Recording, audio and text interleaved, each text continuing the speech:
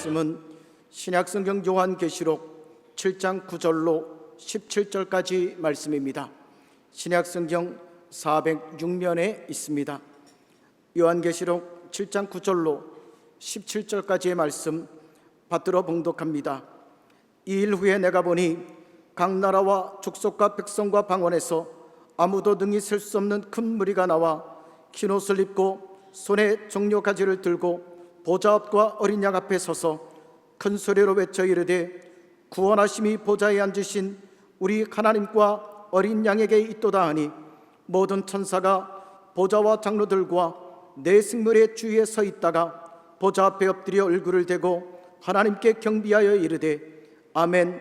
찬송과 영광과 지혜와 감사와 존귀와 권능과 힘이 우리 하나님께 세세토록 있을지어다. 아멘 하더라.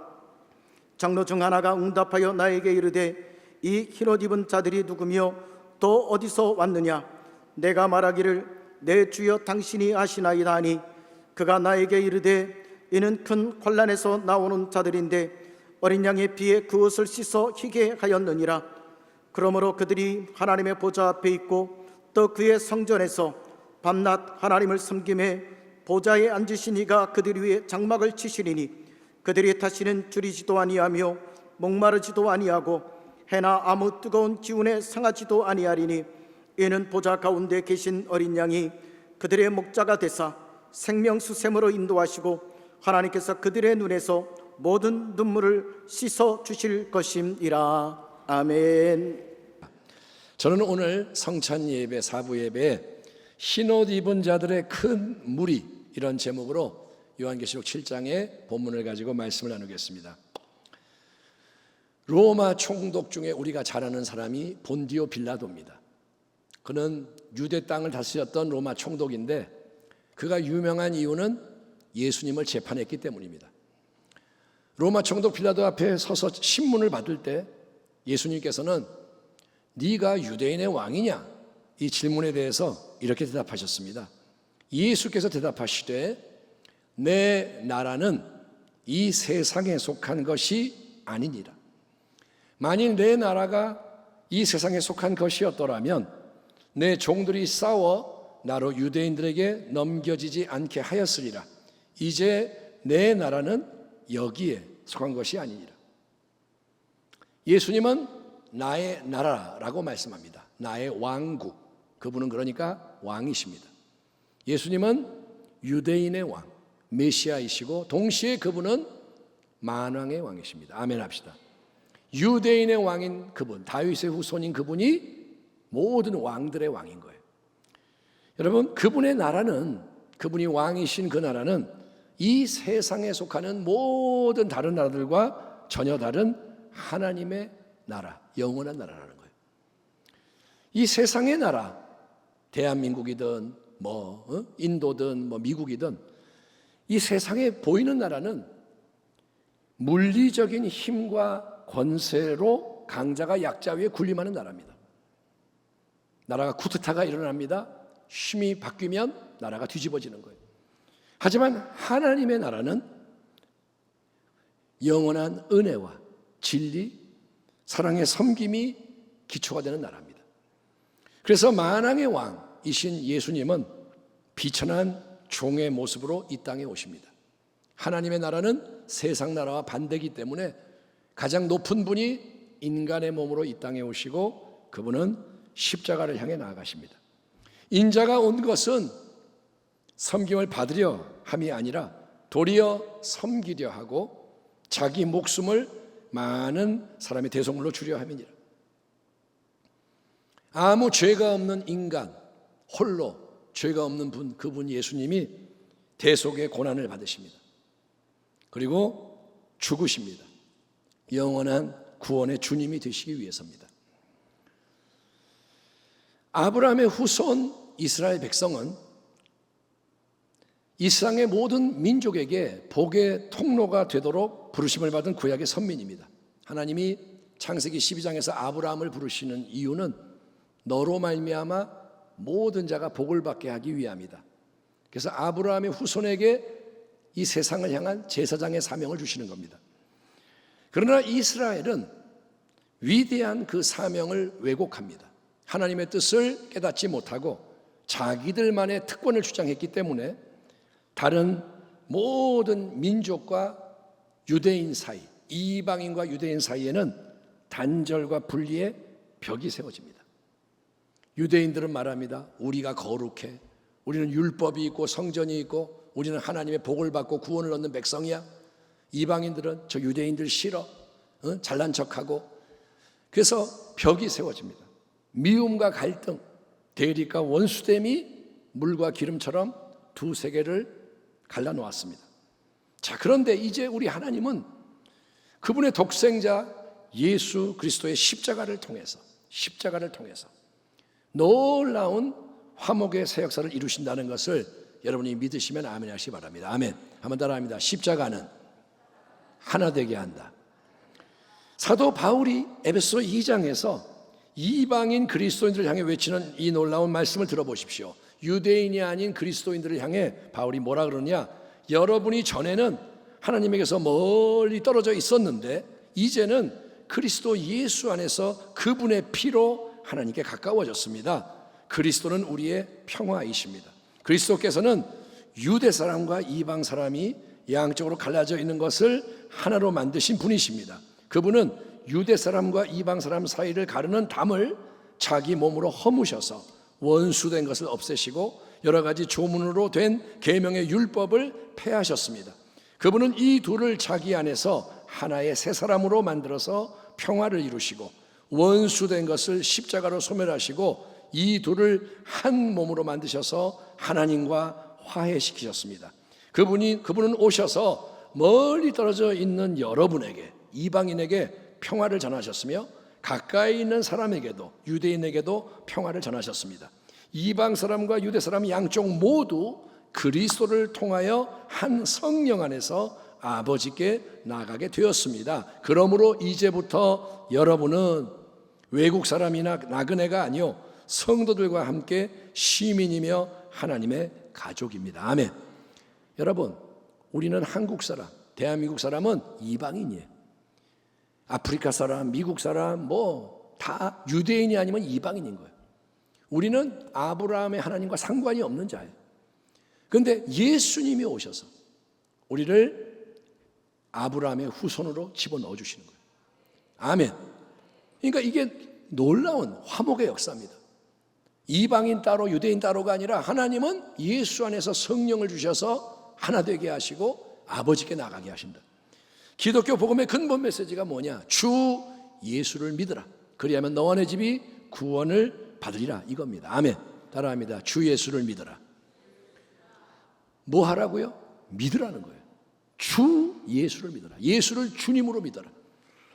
예수 그리스도 하나님의 아들을 믿음으로 영접을 하고 주님이 되시는 그분을 따르는 사람은 그가 누구든지 어떤 상황이든 상관이 없이 오직 하나님의 은혜로, 내가 죄를 졌건 내가 못났건 부족하건 상관이 없이 하나님의 은혜로 죄사함과 의로움을 얻고 하나님의 자녀, 가족, 그분의 백성으로 영입이 돼서 영원한 생명과 영광의 유업에 참여하게 된다. 이게 복음의 분명한 약속인 거예요. 복음은 뭐라냐? 복음이 왜 기쁜 소식이냐?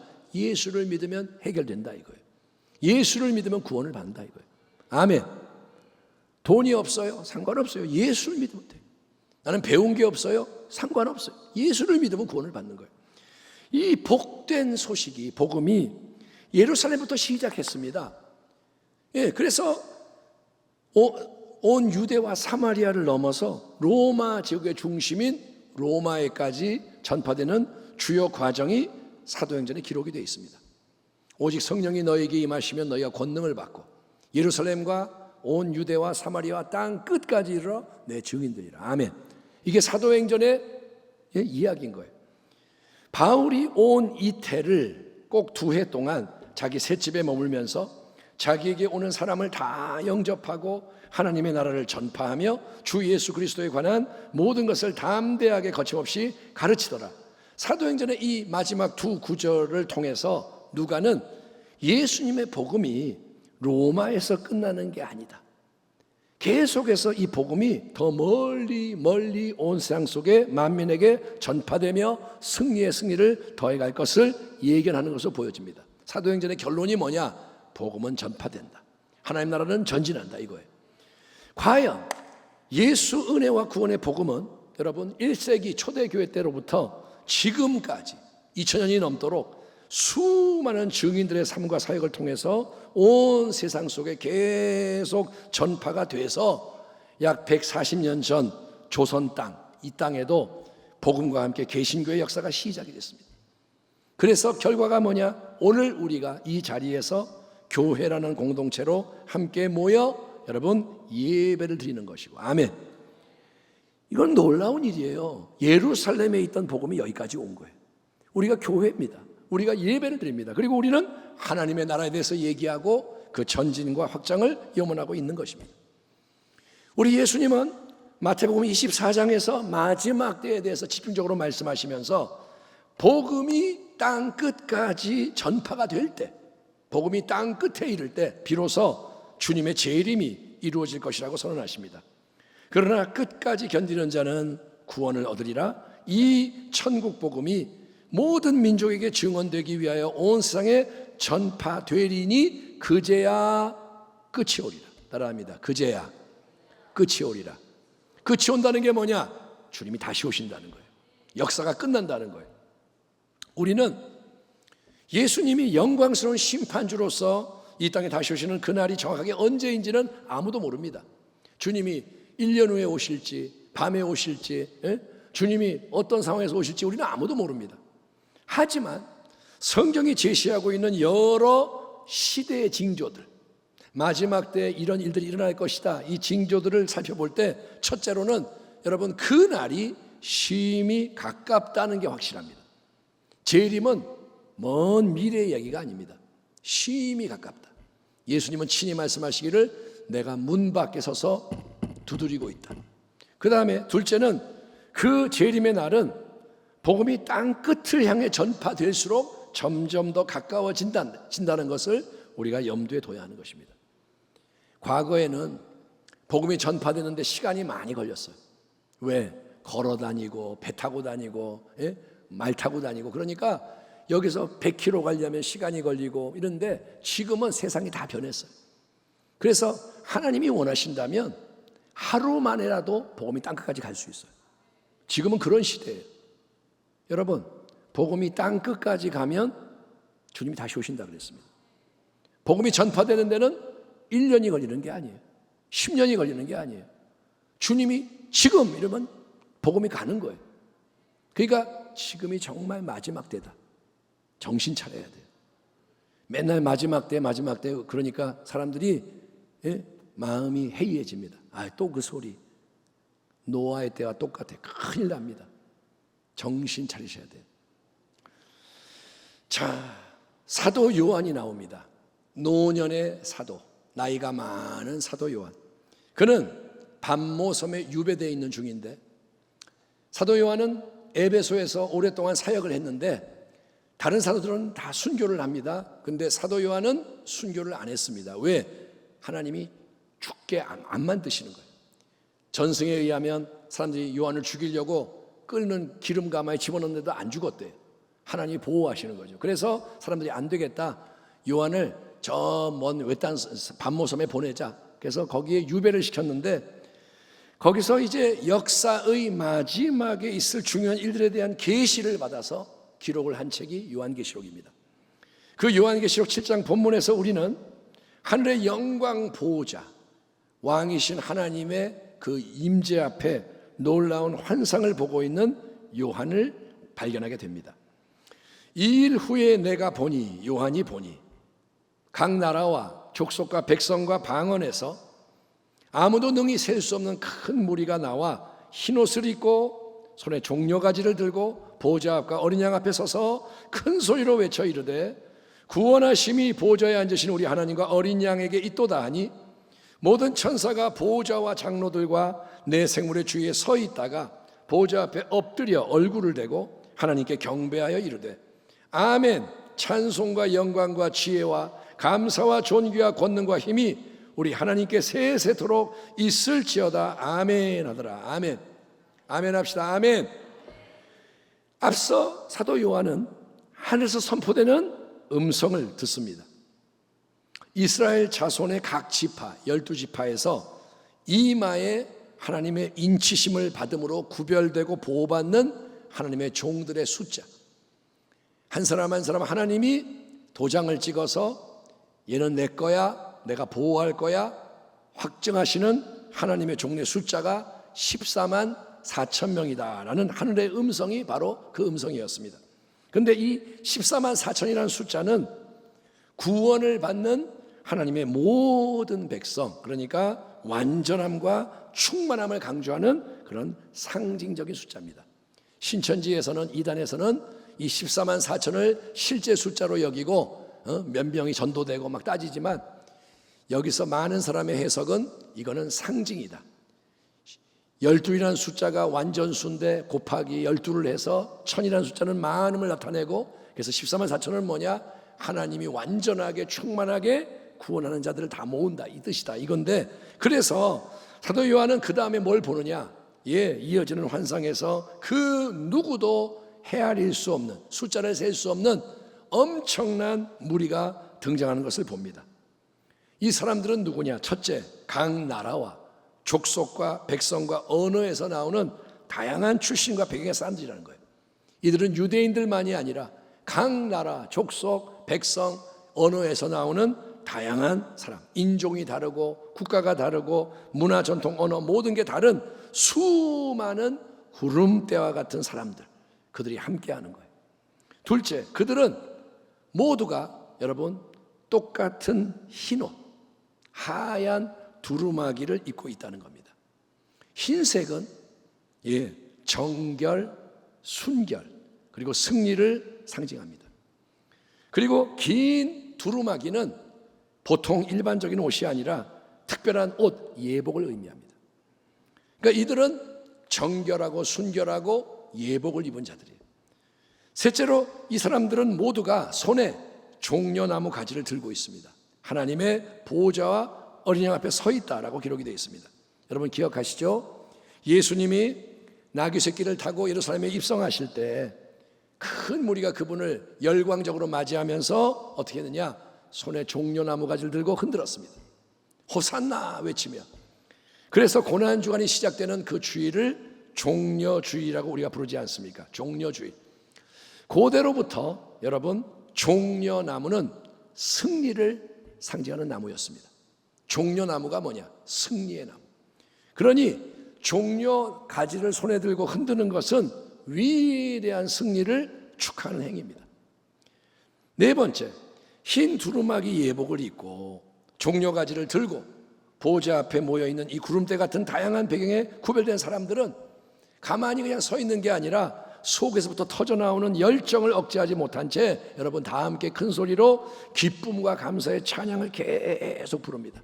한번 따라해 보겠습니다. 크게 합시다. 구원하심이 보호자에 앉으신 우리 하나님과 어린 양에게 있도다. 다시 한번, 구원하심이 보호자에 앉으신 우리 하나님과 어린 양에게 있도다. 따라합니다. 구원은 보호자에 앉아 계신 우리 하나님과 어린 양의 것입니다. 아멘. 여러분, 그들이 힘을 모아가지고 계속 올리는 찬양이 뭐냐? 구원은 하나님이 이루시는 겁니다. 구원은 어린 양 예수 그리스도가 주시는 겁니다. 그게 찬양인 거예요. 그러니까 흰옷 입고 종려가지 든 손에 든 만국 백성이 영원한 하늘 보좌 앞에서 우레 같은 소리를 바라며 끝없이 부르는 노래는 뭐냐? 거기서 우리 영혼이 주님의 은혜로 해처럼 밝게 살면서 주 찬양하리라.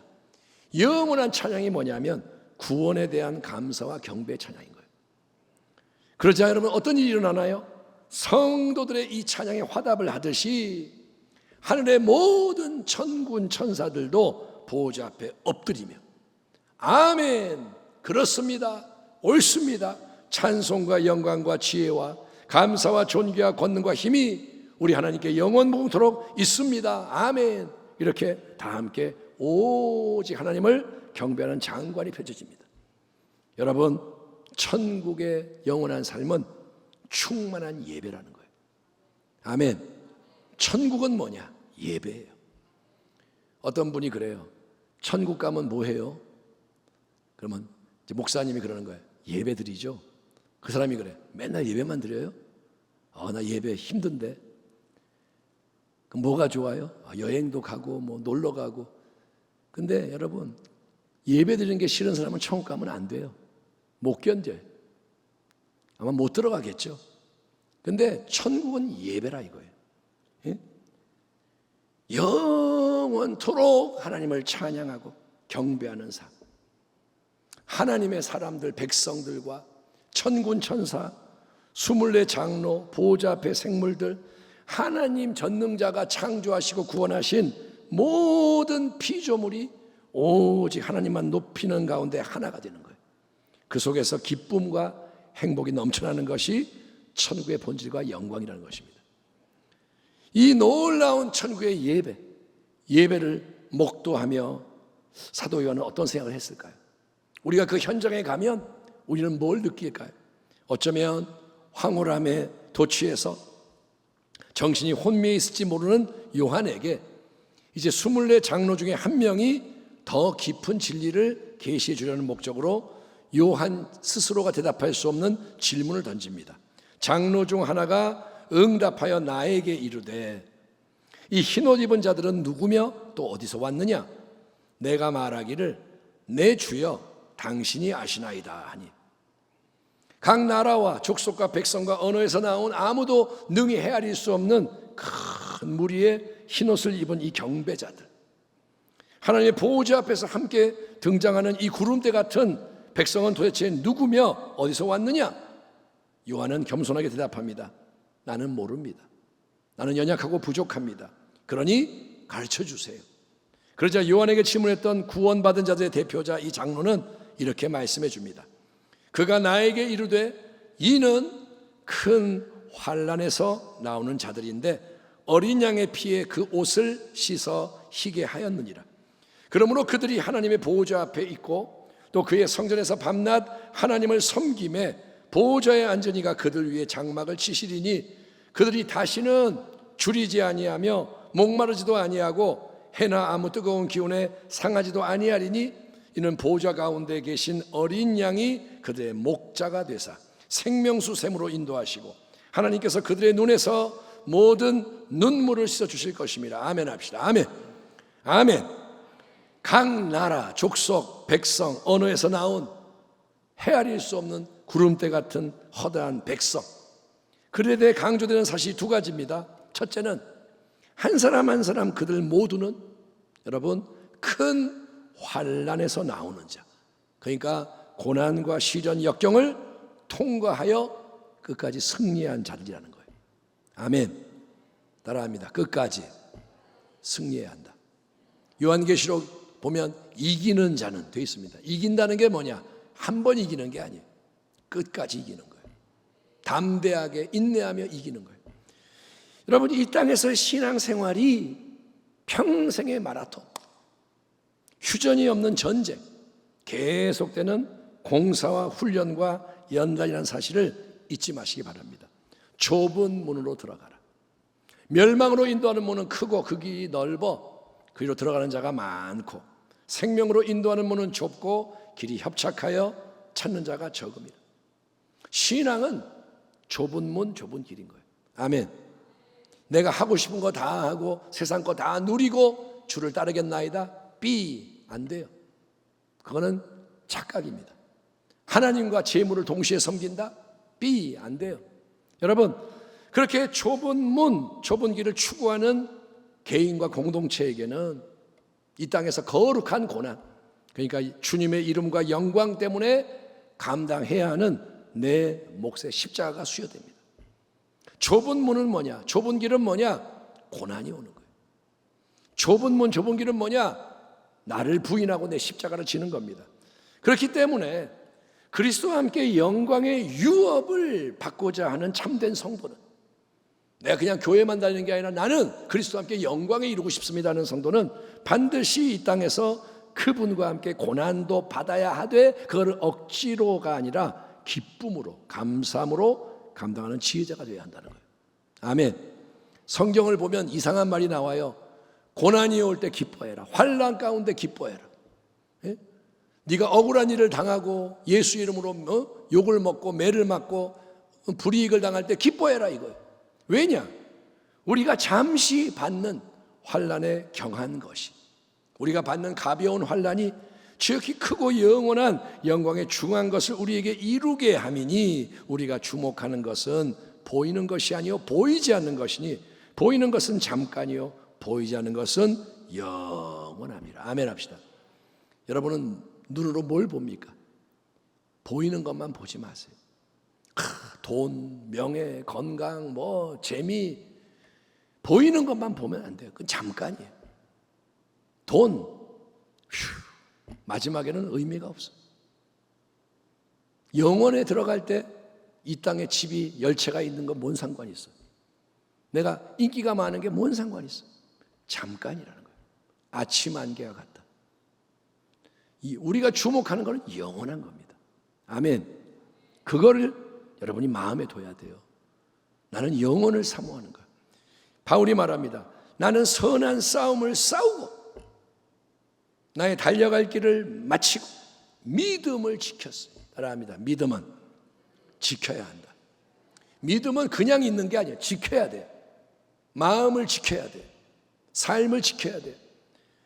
이제 후로는 나를 위하여 의의 면류관이 예비되었으므로 주 곧 의로우신 재판장이 그 날에 내게 주실 것이며, 내게만 아니라 주의 나타나심을 사모하는 모든 자에게도니라. 아멘. 이 흰옷 입은 자들은 누구냐? 환난을 통과하고 이긴 자들입니다. 두 번째로, 각 나라와 족속과 백성과 언어에서 나온 헤아릴 수 없는 이 큰 무리는 한 사람 한 사람이 여러분 어린 양 예수님의 피에 자기들의 옷을 빨아서 희게 한 사람들이라고 설명되어 있습니다. 그들은 흰 옷을 입었습니다. 왜 옷이 희냐? 어린 양의 피로 희게 씻었다 이거예요. 흰 옷은 정결과 순결, 승리를 의미한다고 했습니다. 여러분, 완전하신 우리 하나님과 그분의 나라에 합당한 참된 정결과 순결은 우리가 자기 수고와 노력, 내 인간의 자질과 능력으로 만들 수가 절대 없습니다. 여러분, 아무리 열심히 죽도록 애를 써도 우리가 스스로 이룰 수 있는 최대의 성과는 바리새인이 자랑하는 외적인 경건일 뿐인 거예요. 우리가 아무리 열심히 뭘 해도 바리새인들을 못 이겨요. 그들만큼 경건해질 수가 없어요. 하지만 그런 외적인 경건에 대해서는 예수님으로부터 그건 겉만 깨끗한 그릇이야, 속은 더러워, 회칠한 무덤이야, 속에는 뼈와 더러운 거 부정하게 가득해, 그것은 경건의 모양만 번지할 뿐이지 경건의 능력과 참된 열매가 없다, 엄중한 책망과 정죄가 따를 뿐입니다. 찬송가 184장의 가사가 진리입니다. 자, 제가 나의 죄를 씻기는, 그러면 여러분은 계속 예수의 피밖에 없나만 하는 거예요. 여러분은 예수의 피밖에 없나만 하면 돼요. 자, 한번 해봅니다. 나의 죄를 씻기는, 다시 성쾌하기도, 나를 정쾌하기는, 사죄하는 증거도, 나의 죄속하기는, 나는 공로 없도다, 평안함과 소망은, 나의 의는 이것뿐, 영원토록 내 할 말, 나의 찬미 제목은, 자, 다 같이 읽어봅시다. 시작. 예수의 흘린 피 날 희게 하오니, 귀하고 귀하다, 예수의 피밖에 없네. 그러니까 여러분, 우리의 신앙의 중심이 뭐냐? 예수님과 그분의 보혈인 거예요. 아멘. 이렇게 예배를 드릴 때 그냥 쫄래쫄래 와서 예배 드리면 그건 예배가 아닙니다. 보혈을 중심에 둬야 돼요. 아멘. 내가 이번 주에 기도를 많이 했고 성경을 좀 읽었고 전도 좀 했고 그래서 하나님 나 잘했죠? 그게 의로움이 아니에요. 예수의 피밖에 없네. 아멘. 내가 뭘 한 거는 하나님이 그냥 받으시는 거고, 하나님이 나에게 원하는 거는 예수의 피를 믿는 믿음인 거예요. 못나도 예수의 피. 아멘. 넘어졌어도 예수의 피. 아멘. 오늘 성찬을 뗄 때 어떤 분이 그래요. 나 요즘 신앙이 안 좋아서 성찬 때문에 죄를 질 것 같아요. 목사님, 나 부부싸움하고 와가지고 오늘 성찬 못 뛸 것 같아요. 그거는 교만이에요. 왜? 나의 의는 이것뿐. 뭐밖에 없네? 예수의 피밖에 없네. 예수의 피를 믿음으로 예배를 드리고 예수의 피를 의지해서 성찬을 띠는 거예요. 아멘. 내가 신앙이 좋으니까 성찬을 띠는 게 아니라 내가 예수의 피를 믿기 때문에 성찬을 띠는 거예요. 예. 그러니까 우리를 영원토록 깨끗하게 씻어줄 수 있는 피는 하나님의 어린 양 예수의 피밖에 없습니다. 그분의 피만이 보혈인 거예요. 보배로운 피. 아멘. 그래서 우리는 이 땅에 살면서 늘 보혈을 의지하고 보혈을 찬양하며 살아야 됩니다. 날마다 숨쉬는 순간마다 예수의 피밖에 없네. 그리고 영원한 천국에 가서도 구원하심이 보좌에 앉으신 우리 하나님과 어린 양께 있도다. 보혈의 공로를 찬양하며 하나님을 섬기는 가운데 영원한 복락과 영광을 우리가 누릴 수 있고 누려야 한다는 것을 믿으시면 아멘하시 바랍니다. 그러니까 이 땅에서도 보혈, 천국에서도 보혈, 예수님이 우리의 구원자인 거예요. 말씀을 마무리할게요. 이제 대한민국의 대통령을 새롭게 선출하는 날이 코앞에 이르렀습니다. 사전투표가 이틀에 걸쳐 이루어졌고 이런저런 소식이 있고 정말 이 나라가 이거 어떻게 돼야 하는가, 인간적으로 걱정이 많습니다. 6월 3일 투표날, 예수 그리스도를 믿는 성도로서 교회로서 우리는 이 나라와 민족이 위기 속에서 바로 세워질 수 있도록 기도를 해야 되고요. 지금은 기도를 해야 되고 또 투표도 해야 돼요. 여러분에게 당부합니다. 저는 정치와 상관이 없는 사람이지만 투표는 꼭 하셔야 돼요. 그날 놀러 갈래요? 아니요. 애국하셔야 돼요. 투표하고 하나님 앞에서 지금 나라를 위해 필요한 모든 일을 잘 감당해야 합니다. 그런데 제가 이 점을 분명히 밝히고 싶습니다. 뭐냐? 우리는 애국을 해야 되지만 우리의 애국은 눈에 보이는 세상의 나라 대한민국을 위한 애국이 아니라는 거예요. 에? 우리나라가 잘 되고 일본은 망하고 이런 애국이 아닌 거예요. 우리의 애국은 궁극적으로 하나님의 영원한 나라를 위한 충성과 헌신이 되어야 한다는 거예요.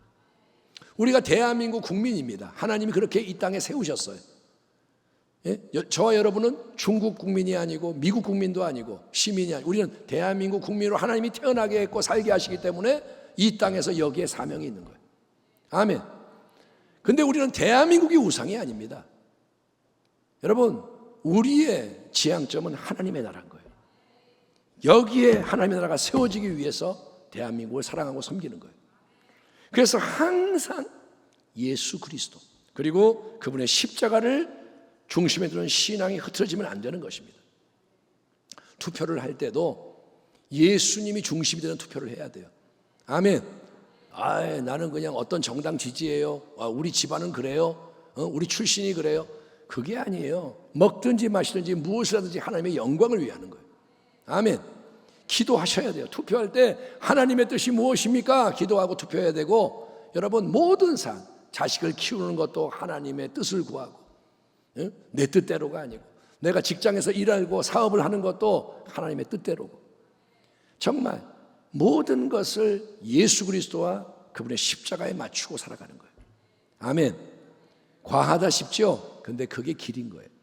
여러분, 깨지고 상하고 오염된 수많은 인간관계를 사랑으로 회복시키는 게 십자가의 능력이에요. 남편과 아내가 지지고 볶고 싸우는데 십자가가 들어가면 화해가 이루어집니다. 부모와 자녀가 갈등하는데 십자가가 중심이 되면 변화가 일어나는 거예요. 아멘. 저 사람 꼴도 보기 싫어. 그런데 십자가가 들어오면 주여 내가 잘못했습니다. 회개가 일어나고 사랑이 흐르게 되는 거예요. 유대인과 이방인 사이에 담을 허물어서 그 원수를 하나 되게 만드는 게 십자가의 능력입니다. 아멘. 지금 대한민국 안에 넘쳐나고 있는 이 갈등과 분쟁은 지옥의 역사예요. 하나님이 기뻐하는 게 아닙니다. 이렇게 미워하는가, 서로를. 이름도 모르는 사람을 그렇게 미워하고 인터넷 온라인 댓글을 보면 그냥 저주의 저주를 퍼붓고, 이거는 정상이 아닙니다. 이 모든 것을 치유하고 우리나라 대한민국뿐만 아니라 북한까지 하나 되게 만드는 게 십자가 보혈의 능력입니다. 결국 모든 것을 변화시키는 능력이 십자가인 거예요. 대한민국과 일본의 오랜 갈등, 지금도 보면 뭐 일본이 어쩌고 일본은 뭐 원수고 그런 사람들이 많은데 언제까지 원수할 거예요? 주님이 곧 다시 오시는데 언제까지 일본이 원수로 남아야 됩니까? 하나님은 사랑하라 그러시는데 왜 인간의 고집으로 미워하고 갈등하냐 이거예요. 여러분, 수많은 나라와 민족이 싸우고 백성과 언어, 사회, 문화의 사이에 이 차이에 반목과 충돌이 일어나는데 그 모든 걸 놀라운 평화와 연합으로 변화시킬 수 있는 것이 하나님의 지혜와 능력이 십자가입니다. 너희는 유대인이나 헬라인이나 종이나 자유인이나 남자나 여자나 다 그리스도 예수 안에서 하나이니라. 거기에는 헬라인이나 유대인이나 할레파나 무할레파나 야만이나 스구디아인이나 종이나 자유인이 차별이 있을 수 없나니 오직 그리스도는 만유시요 만유 안에 계시니라. 그러므로 너희는 하나님이 택하사 거룩하고 사랑받는 자처럼 긍휼과 자비와 겸손과 온유와 오래 참음을 옷 입고 누가 누구에게 불만이 있거든 서로 용납하여 피차 용서하되 주께서 너희를 용서하신 것 같이 너희도 그리하고 이 모든 것 위에 사랑을 더하라. 이는 온전하게 매는 띠니라. 그리스도의 평강이 너희 마음을 주장하게 하라. 너희는 평강을 위하여 한 몸으로 부르심을 받았나니 너희는 또한 감사하는 자가 되라. 그리스도의 말씀이 너희 속에 풍성히 거하여 모든 지혜로 피차 가르치며 권면하고 시와 찬송과 신령한 노래를 부르며 감사하는 마음으로 하나님을 찬양하고 또 무엇을 하든지 말이나 일이나 다 주 예수의 이름으로 하고 그를 힘입어 하나님 아버지께 감사하라. 아멘. 아멘. 항상 기뻐하라. 쉬지 말고 기도하라. 범사에 감사하라. 그리스도 예수 안에서. 아멘. 어떤 일을 만나도 예수님 안에 있는 거예요. 그래서 기쁨을 누리고 감사가 끊이지 않고 기도가 이어지고. 여러분, 우리는 믿음으로 살아야 합니다. 아멘. 예, 누구를 믿어요? 예수님을. 믿음으로 우리가 예수님의 십자가 대속을 기념하는 오늘 성찬의 이 자리에서 예수 보혈의 능력으로 먼저 여러분 우리 가운데 하나됨이 이루어지길 축원합니다. 아멘. 옆에 있는 사람과 하나가 돼야 돼요. 교구가 다르다고 남이 아니고, 예? 부서가 다르다고 남이 아니고, 연령대가 다르다고 남이 아니고, 여기서 하나가 못 되면 세상 나가서 주의 빛을 발할 수 없습니다. 우리가 성찬을 할 때 예수님이 계시는 거예요. 그분이 보혈을 흘리셨잖아요. 아멘. 아멘. 그분을 믿잖아요. 내가 옆에 형제를 대할 때 이 형제는 누구냐? 예수님이 사랑해서 죽으신 형제인 거예요. 나를 위해 죽으셨듯이 예수님이 이 사람도 사랑해서 죽으셨으니 비록 인간적으로 마음에 안 들어도 예수님이 사랑하시니 나도 사랑합니다. 이래서 하나가 되는 거예요. 그래서 우리가 하나 된 새로운 마음으로 나라와 민족을 품고 기도를 하며 내 마음으로는 기도할 수 없지만 하나님의 그 사랑의 마음으로 나라가 마음에 들어와서 기도가 나오고 작은 일에 충성을 할 때 여러분 예수님의 십자가의 은혜가 대한민국을 새롭게 하기를 축원합니다. 아멘. 예수님이 새롭게 하시는 거예요. 예, 우리가 새롭게 하는 게 아니라 주님이 다스리시는 거예요. 더 나아가 온 세상의 모든 나라와 족속과 백성과 언어, 열방 가운데 복음의 전진과 십자가 능력을 통한 연합과 승리가 계속 확장이 돼서 아멘. 땅끝까지 복음이 이루고 그래서 영광의 그날 아멘. 오늘 본문의 말씀처럼 아무도 능히 셀 수 없는 큰 무리가 각 나라와 족속과 방언과 언어 가운데 나와서 이 땅에서의 모든 환난을 이긴 후에 흰옷을 입고 종려가지를 들고 보좌 앞에서 기쁨으로 찬양하는 그 자리, 구원하심이 보좌에 앉으신 우리 하나님과 어린 양께 있도다. 그 자리에 우리 모두가 함께하기를 아멘.